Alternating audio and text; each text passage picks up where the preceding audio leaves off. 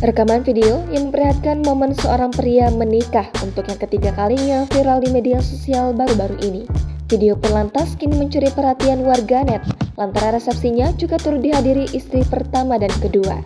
Tak hanya datang ke resepsi pernikahan suaminya itu, istri-istri dari pria tersebut juga tampak kompak berfoto bersama. Mereka bahkan juga terlihat akur memeluk sang suami setelah melakukan ijab kabul untuk istri ketiga. Rekaman video yang kini viral itu pertama kali dibagikan oleh akun TikTok @yasinm0.